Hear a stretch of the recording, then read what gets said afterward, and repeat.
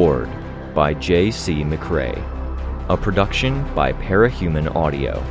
Performed by a cast of fans and volunteers. Please visit parahumanaudio.com to learn more. Thank you and enjoy.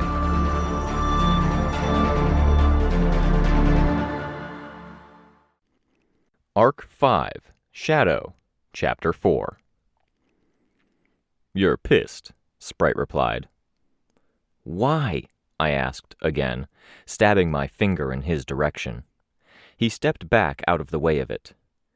"What the hell is Advance Guard doing?" "This is how we operate," Sprite said. He put the binder he was holding down, moving a few things to look at the things on the table.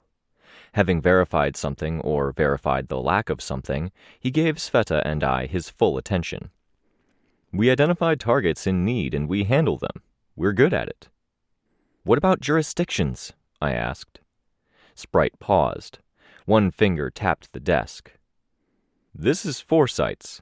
They got this territory when we held a lottery for major areas of the city." "Did you talk to Foresight?" Sveta asked. Her tone was a marked contrast to mine. It sounded pitying or pleading. Sprite had already pointed out how I sounded. "You think this is your territory," Sprite voiced his realization aloud. "Did you talk to Foresight?" I repeated Sveta's question in my own way. "Not me, personally," Sprite said. "Okay, we need to talk this out, but now isn't the time. Let me do my thing, 2 to 5 minute investigation. Then, if you wanted to let me copy some of your powers to make a graceful exit, I'd appreciate it. Then we have a conversation." He put one hand on the binder. I put my hand down on the corner of the binder and slid it away from him. "Resound got sliced up," I said. I could see Sprite tense. "How sliced up?" "Enough that I'm mentioning it," I said. "And enough that we need you to go straight back to your team and tell them to leave. Then we have a chat." "Okay," Sprite said. He walked around the table, putting it between us. "I hear what you're saying."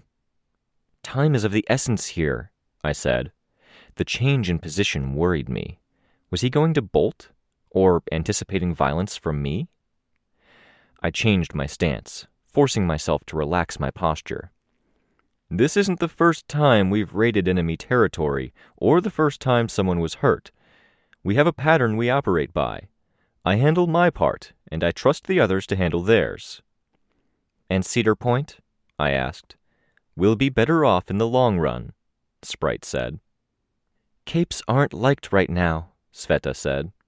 "The local villains have been pressuring people here who can't afford to leave, which makes feelings towards Capes even lower. We were doing something here. You can't just—" The pity or pleading in her voice gave way to frustration at that last part, to the point she couldn't finish her own sentence. "Create a mess and trust they'll be better off," I said. "Yes, exactly, thank you," Sveta said. "Others have been coming—" "Were invited to come," I said. "Screened to avoid a screwy situation." "We were invited too," Sprite said. There. Now the situation made some sense. Advance Guard had been invited. It wasn't by us. Someone looking to screw us up or throw a wrench into the works. Sveta and I exchanged glances. "What?" Sprite asked. "You may have been played," I said. I had to keep in mind that the clairvoyants could be watching. "Maybe you should walk us through your side of the story." "Any minute now, people could come after me. They'll figure out we're in here," Sprite said. "Fast version," I said. He moved, taking 2 quick steps to one side, before slapping his hand down on the table. "It wouldn't be out of the question for you to be working with the bad guys, stalling me, throwing a wrench into our plan. It'd even be good cover for a team like Prancer's B-listers to try to corner or confuse the hero jurisdiction too." "Completely out of the question," I said. "Not a moment's hesitation?" he asked. "No outrage or indignation?" "It makes sense for you to say it. But not if you do any digging. I'm a Cape from a Cape family. Every surviving relative I have is a hero or ex-hero. If I pulled something like that, I'd get caught and I'd lose my entire family and their respect. I'm dating and living with Weld from the Wardens, Sveta said. He'd lose everything, and I wouldn't do that to him. Sprite's head turned. He analyzed Sveta, then me, peering through the lens of his future elfin mask. Straight to talking about your relationship to other people, nothing about yourselves. Good cops have crooked cop kids and girlfriends. References and connections matter, I said. I could say any number of things about myself, but that's my words out of my mouth. Talk to my dad, my cousin. They'll give you a clear picture of who I am. I remember her. I've talked to Weld, Sprite said. And? Fuck, Sprite said. All right, fast version. We caught wind of what was going on here when someone was commenting on the stupid cape names here. We asked around. Teams building bonds, taking turns to help out in a place that needed help. People talked about stuff that they needed to keep their mouths shut about, I said. They didn't talk, Sprite said. Not as far as I know. But secrets are hard to keep when powers are in play. They didn't talk Cedar Point, but they were psyched about working together on a level outside of what the Wardens are negotiating. On a lower level, I mean. We have the meetings at the Warden's headquarters, and people were stopping in at the same place. And you asked Foresight? Not me. Mayday. He said we were clear to go. Who the hell had Kenzie's old boss talked to that we weren't roped in? Foresight is tied up with war stuff right now, Sveta said. They are, he said. Is it possible the key people were tied up, and Mayday talked to lower-level members of Foresight? Sveta asked. I don't know, he replied. Hold the questions along those lines, I said. Good theory, Sveta, but we should get the particulars later. Time's short. Okay, I'll check the window, Sveta said. Time was short, and the clairvoyants were probably listening in. There was a degree to which I didn't want to reveal too much to them. At the same time, I wanted to get the situation straight. Was it a play, then? Or was it bad circumstance? Hard to know without talking to Mayday. Our version? I asked. We've been juggling multiple teams, trying to keep on the down low, and we're holding the fort until a team decides to settle in permanently. You specifically, he said. Us as a group. We're setting up as a team, I said. I thought of the clairvoyants. We're getting ourselves set up. We're still getting costumes and names, headquarters, and a long-term plan. This is an interim job, and it gets us some money, connections, and favor. And you think we bypassed that? You bypassed it. The team is getting paid by people who want a chance to get some practice in and mess with Cedar Point guys while they're bewildered. We're getting resources. We're draining their resources. They're spending money to hire help. They're losing people. They pull favors from major players, get answers or other stuff. What I arranged, my part in this, is that one of those players gives us a cut each time we provoke these guys to call. It drains the bad guys, and I can give these guys their startup cash. Sveta was walking around the perimeter of the office. She stopped and looked my way. You're telling him? I'm telling Cedar Point. They want answers, and I'm going to give them tattletale. I hadn't wanted to do it so soon, but it was something in keeping with my warrior monk philosophy. My goal here was stability, to minimize the ripple effects and keep things from pinging off one another to cause a greater disaster. I wanted things to stop. Yeah, I'm telling him, I said. I could see Sprite consider it. If this madness continued without a scapegoat or a target, then it would only continue unabated, with endless escalation.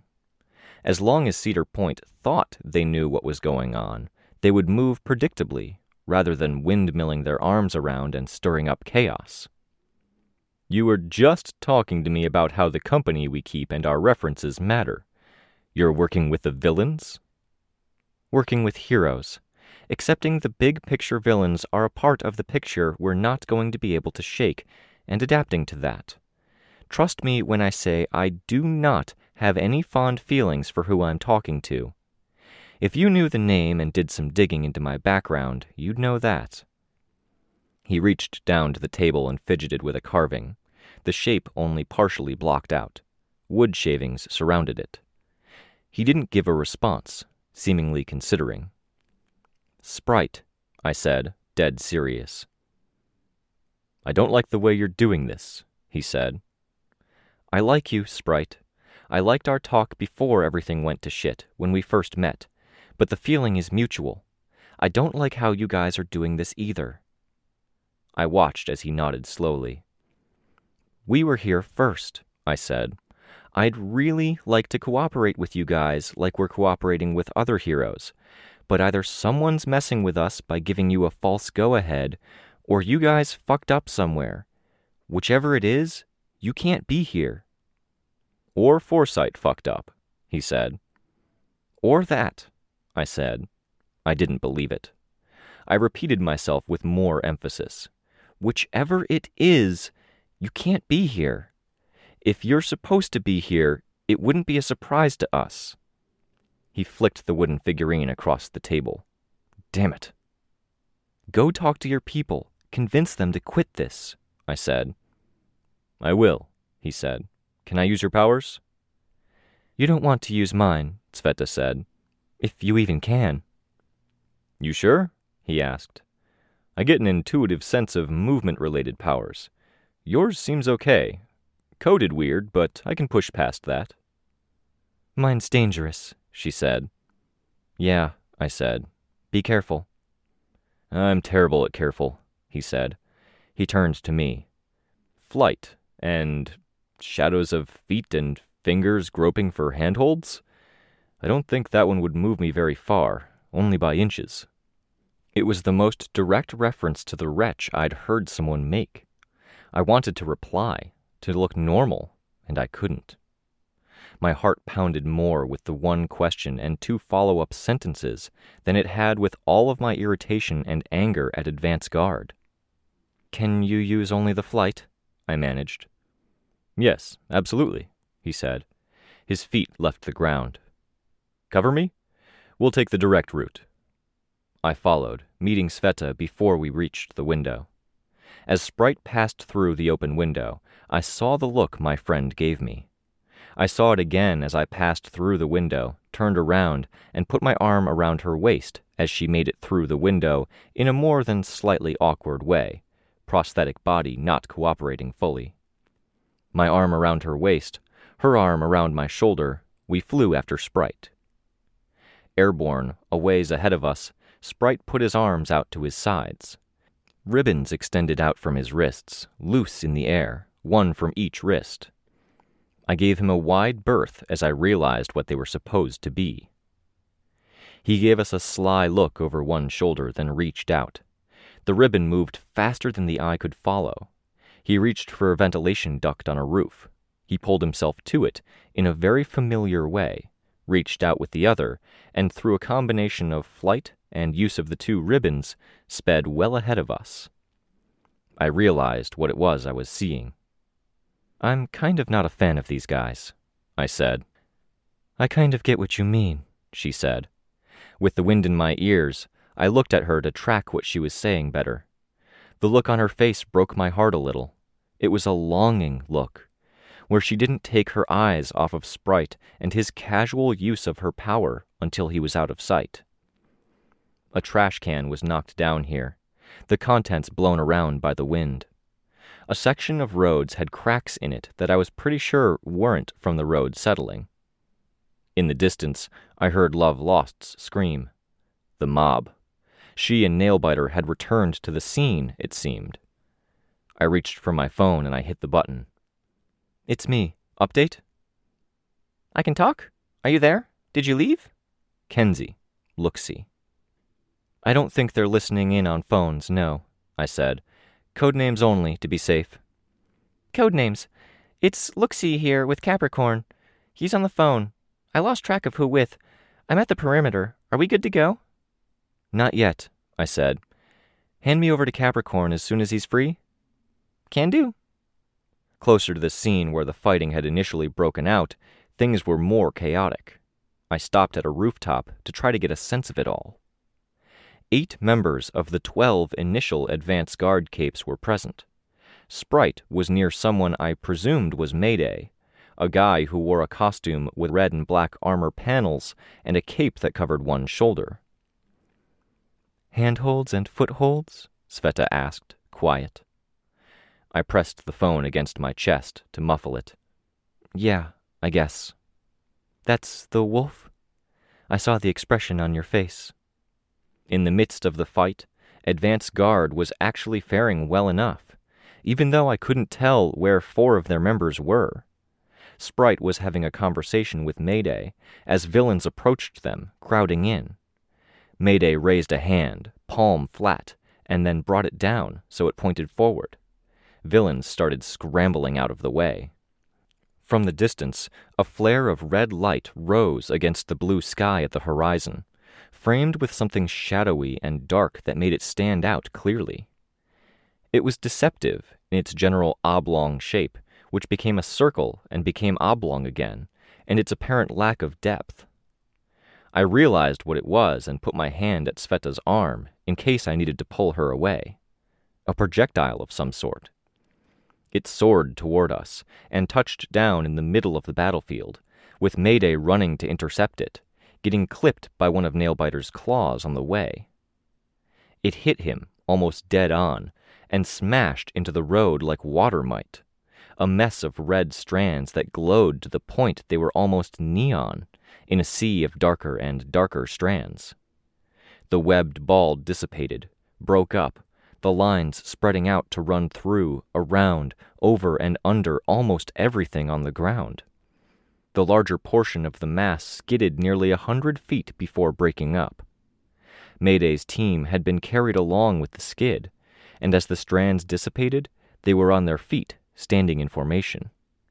The villains who hadn't scrambled out of the way were at the edges, lying down, or pushed between parked cars. No property damage had been done. They were outnumbered 2 to 1, but advance guard wasn't losing.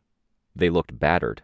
2 of them were being locked down by one of their fellow teammates, affected by Love Lost's scream, it seemed. The phone's speaker buzzed against my chest. I picked it up. "The bad guys have reinforcements coming," Look-See reported. "From your 5. I think that's how it works, right? 5 is behind you and to your right? Or is it 12 o'clock directly behind?" "That's how it works, Look-See," I said. 5 is right. We'll keep an eye out." I looked back over my shoulder. Did I want to get involved in the brawl like this? "Victoria?" Sveta asked. Down on the road, advance guard were using an area that had become a bit of a bottleneck, with one section of sidewalk fenced off with railings that had been bolted down so there could be a patio outside one restaurant, and several cars were parked beyond that fence and on the opposite side of the street. Mayday retreated through the bottleneck, with a flying ally shielding him by catching some flung balls of flame in what looked like a web of glowing lines in geometric shapes.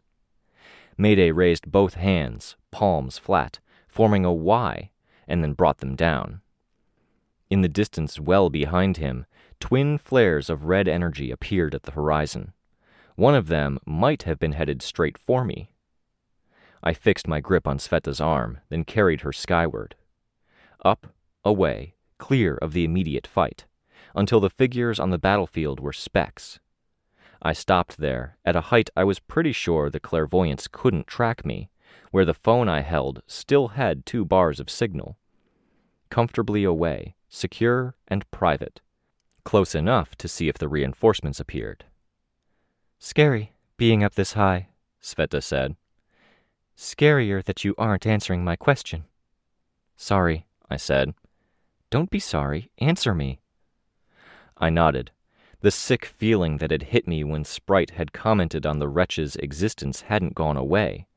It was worse, if anything. Mayday's power hit. 2 shots, barreling in from the horizon in a matter of seconds, each half the size of a house. The red balls were more oblong than before, where the last one had only appeared that way because of its arc. The shape might have been why they traveled further as they hit, carrying people away. While villains scrambled to get to their feet, lines spread out, forming overlapping triangles, circles, squares, and stars, extending in a pattern around the woman who had been shielding Mayday. I pressed the phone down against my chest. "You're being weird," Sveta said. "And weird can be allowed, believe me." She let out a small, hollow laugh. "But bad weird isn't. You're not just pulling away, you're pushing away. Throwing me away, literally." "That's not—" "You threw me aside, Victoria. Literally. You didn't warn me." "I wouldn't throw you if I couldn't catch you, okay?" I asked. I wanted to put my thoughts into words without blurting them out, but I couldn't do that while defending myself and simultaneously making sure I didn't leave the heroes down below undefended. "It's not okay," Sveta said. "I feel shitty for bringing this up now, but it's really not okay that I barely recognize you sometimes. And it just got shoved in my face twice. I don't want you to recognize me.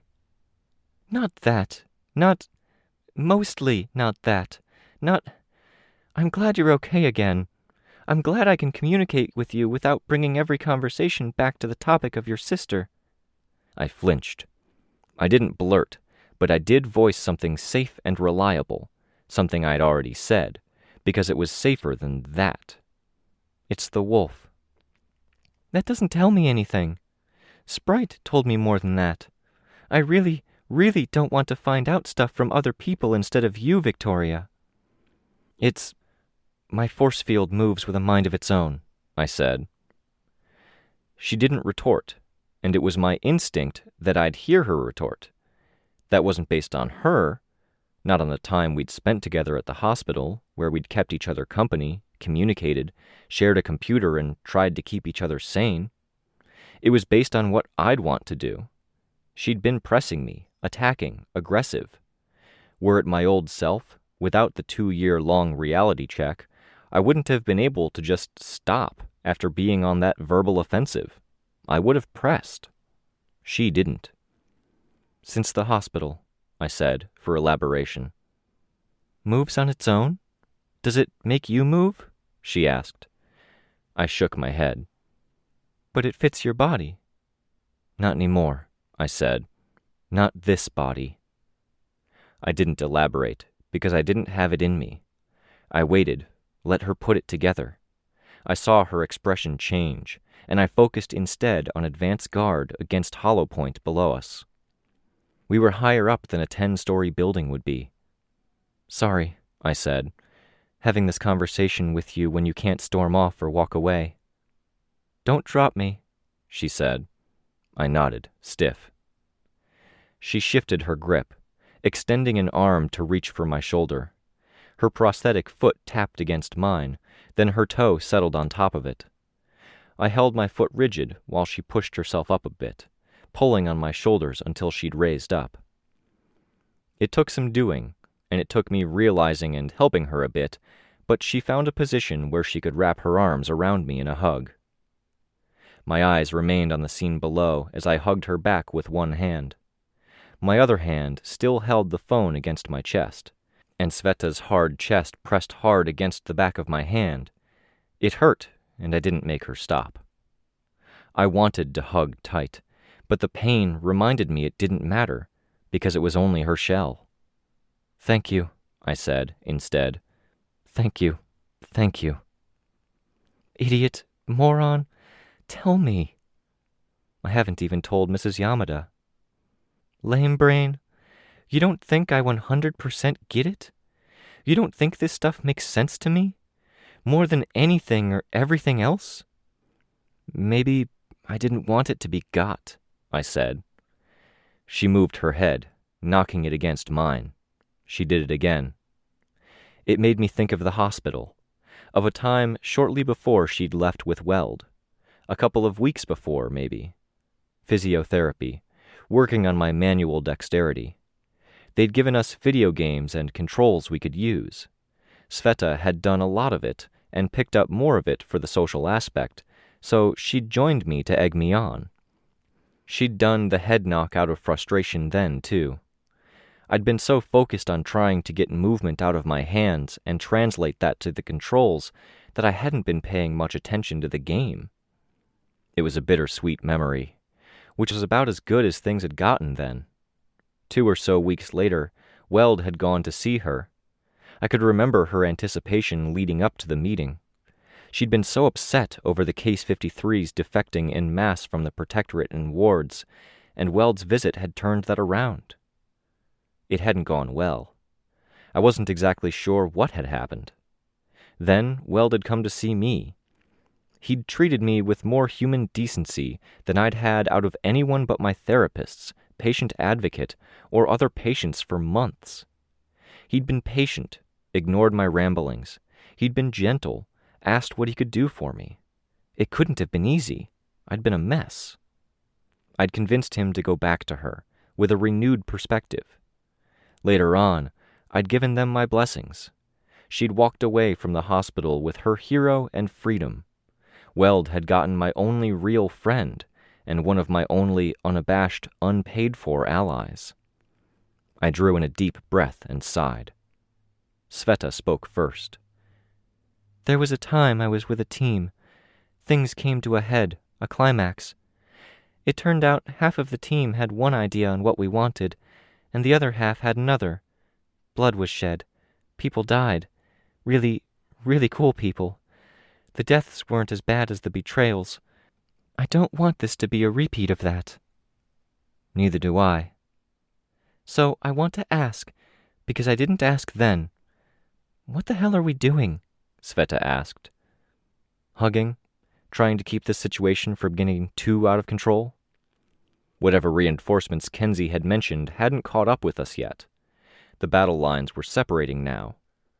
Advance Guard was now a group of 7 people. I wasn't sure where the 8th had gone. Sprite was at Mayday's side, talking in short sentences. Here and there, enemies lashed out. Those things are now, Sveta said.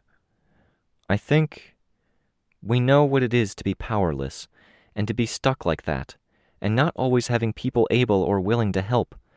Just about every member of the team does. Yeah. We'll help those people. Cedar Point is a group of those people. Colt included, I said. Can we get in there? Sveta asked. I hesitated.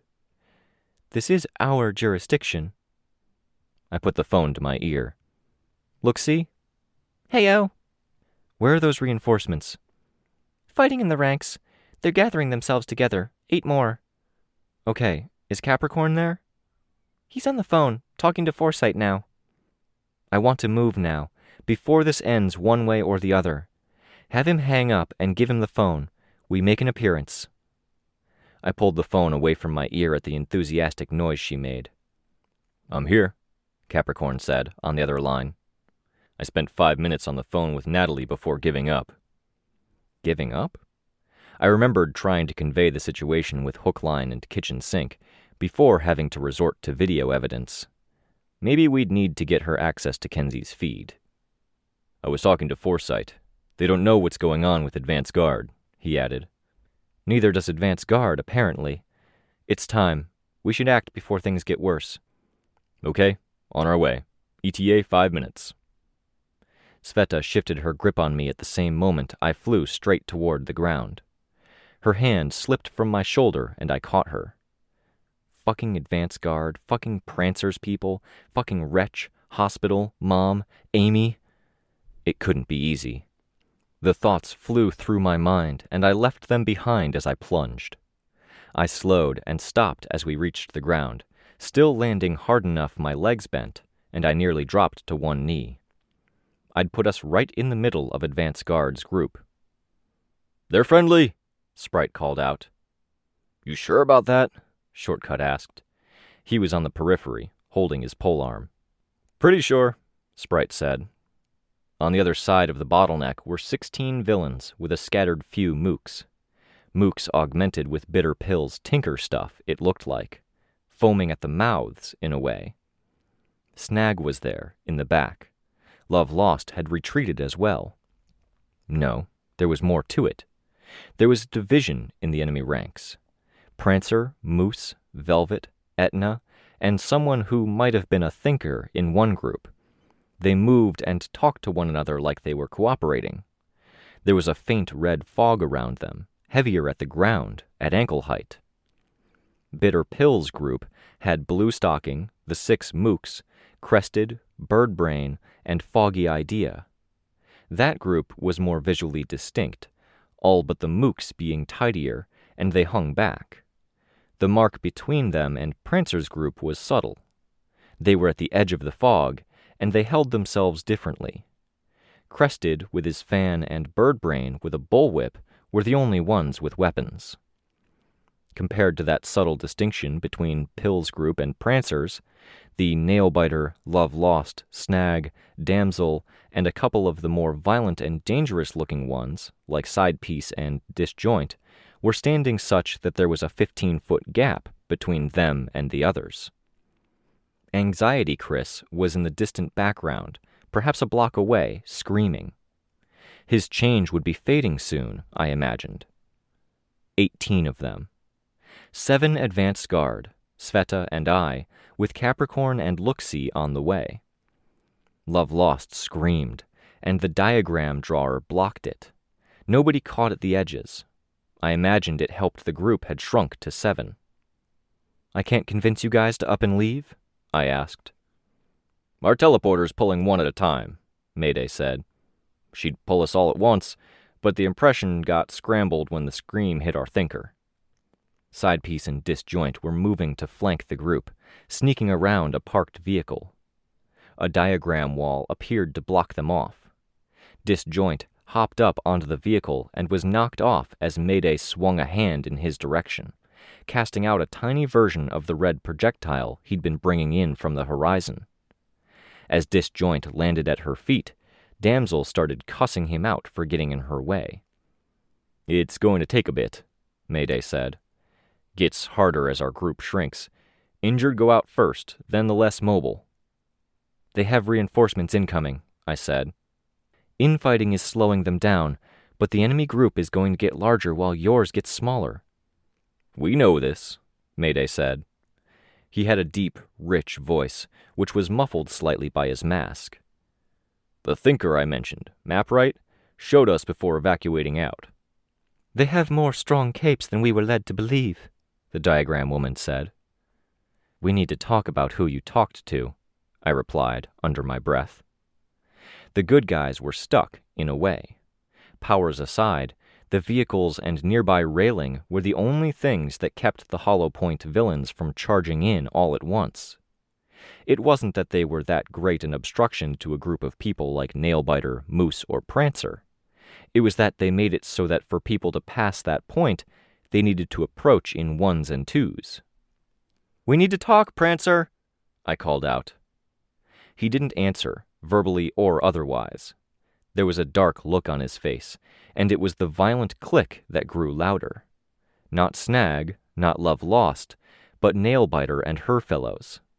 Damsel didn't jeer, but she said something, and one of the villains smirked. "Let's call a ceasefire!" I raised my voice again. At the front lines, Velvet flung a rusty newspaper box with telekinesis, more to take away something that contributed to the bottleneck than to outright attack. It crashed hard, squealing as the metal side slid against the rough, textured road. That would be their answer, then? Fuck them. Moose stepped forward, and Shortcut took a step to meet him. The road distorted, space rippling and appearing like water, spray and all, and he leaped forth at Moose's side. Shortcut was there, pole in motion, the blade at the end making the end heavy even as he used the dull side to connect with the back of Moose's leg. Moose didn't go down, and swatted in Shortcut's direction. Shortcut disappeared, appeared again swinging. This time the blade was more apparent.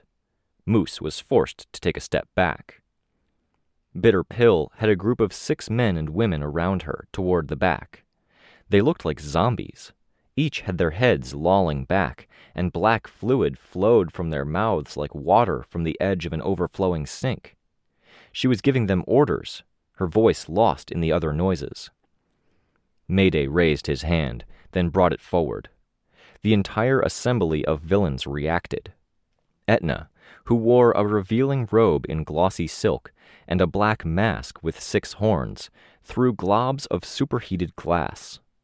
The robed woman who drew the magic circle diagrams raised her defenses, only to be caught off guard when Moose, feinting to throw Shortcut off, charged her.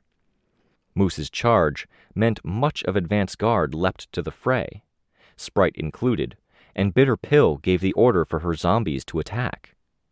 They charged, spilling black fluid from their mouths in the same way someone with a very full jug of water might have water sloshing out. That was Sveta and my cue to get involved. I flew forward.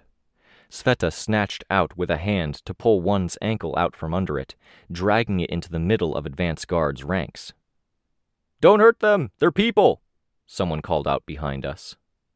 I changed direction, and I saw Love Lost get a boost from Snag, which segued into her running up the side of the building. 2 long, lunging steps, with metal glittering around her one leg, dangling like extensive jewelry. Damaged in an earlier fall, or at some point in this altercation. Still, she grabbed onto a windowsill, twisting around to reach up with her mask. Sveta's hand went up. Love Lost shifted her grip, her back to the wall, arms out to either side to grip different windowsills with her claws. She refused to go down. It did mean she couldn't remove her mask and scream. I flew skyward, out of the group assembled behind the bottleneck, toward the building's edge. Nailbiter was keeping her eye out for me. In the midst of this kind of chaos, with this many witnesses, she couldn't go for the lethal strike, but she could interfere. Brutes had a way of gravitating toward brutes in a fight. It was a kind of weird rock-paper-scissors thing, where rock tended to favor smashing rock.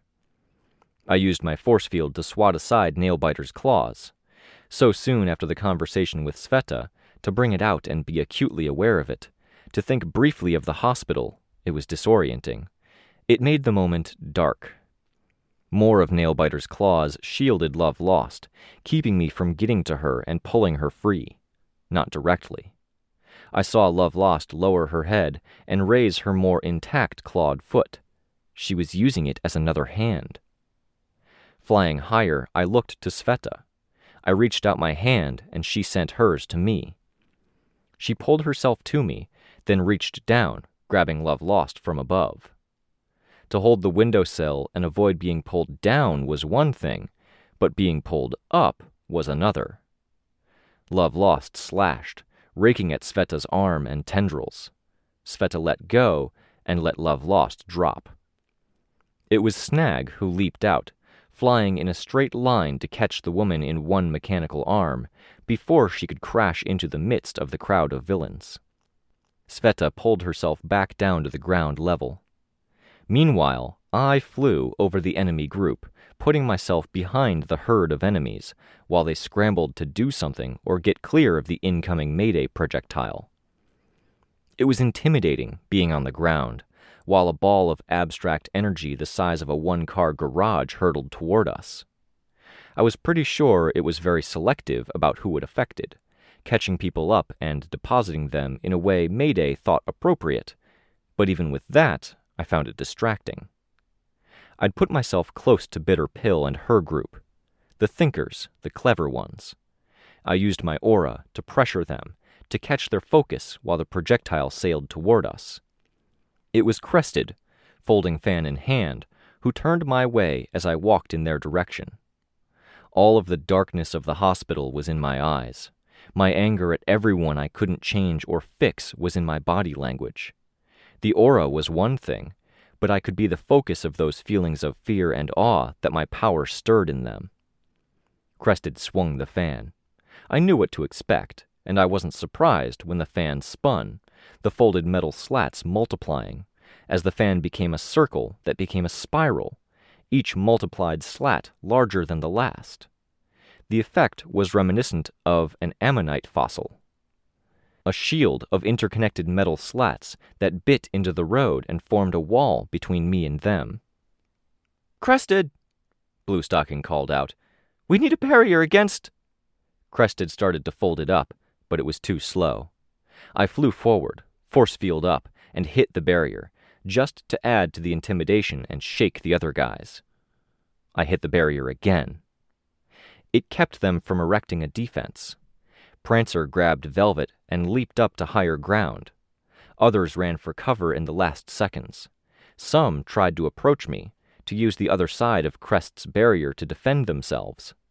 I pushed out with my aura to discourage them in the last moment. I was barely touched as it washed over me like hot air from a hairdryer. Others were dragged 100 feet down the road, pushed back and away from the bottleneck. Bluestocking's blue stocking was shredded by the contact with the road, stained red. They were a jumbled heap. They hadn't pushed past the bottleneck or delivered a serious blow to advance guard before the bizarre siege weapon hit. I flew back to our side. "Let's end this," Mayday called out. "Are you surrendering? 6 of you and your 2 helpers," Prancer said. "And..." Behind him, Beast of Burden was arriving with reinforcements. The leader of the violent clique. No blood, no barbs or spikes, but the armor he wore was steel, and it looked like slabs had been cut off of tank armor. Helmet blended into body armor, so broad and heavy it didn't leave a hint of a neck. The helmet had bull's horns longer and thicker around than my leg, and only slits for eye holes. The chest armor was a slab shaped roughly like chest armor, and similar measures had been taken for the metal segments that encircled parts of his arms and legs. Cleat was with him, and Cleat was spiky in a way I'd anticipated Beast of Burden being. Beast of Burden, Bob, was quick for a guy wearing armor as heavy as his. But we had reinforcements too. At our rear, Capricorn, Rein, and Looksee were arriving. Looksee had her armor on, much as she'd designed it. 4 spheres at the back of her head to encapsulate hair buns, 5 lenses at her face, lime green and gray color scheme. Rein had gone with something relatively simple, a combination of loose clothing with a hood, a mask that made his face look like a robot's, and gloves that did much the same. He wasn't wearing extra arms. Did he look sufficiently different to mask him for Love Lost and Snag? Nothing about their expressions suggested anything. We were gathered, all together, or as together as we could reasonably be. Chris had run off, and Ashley was on the other side, walking the fine line of being hard to manage and believable. "Hey, Mayday," Looksee said. He was silent as he turned to look at her. She had her flash gun out. "Oh, shit, no," Mayday said.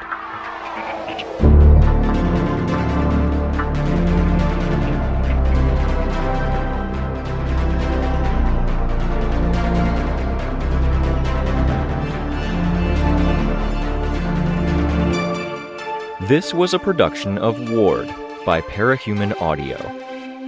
Ward and the Parahuman stories are written and owned by J.C. McCrae. You can find the original text and support the author at parahumans.net. For more of the Ward audiobook, as well as other community works, please visit parahumanaudio.com. Music for this chapter was by Evan Witt. Find out more at wittynotes.com. Editing by Elliot Diebold. Narration by Robert Rein Ramsay. Find more of their work at our website. Thank you for listening.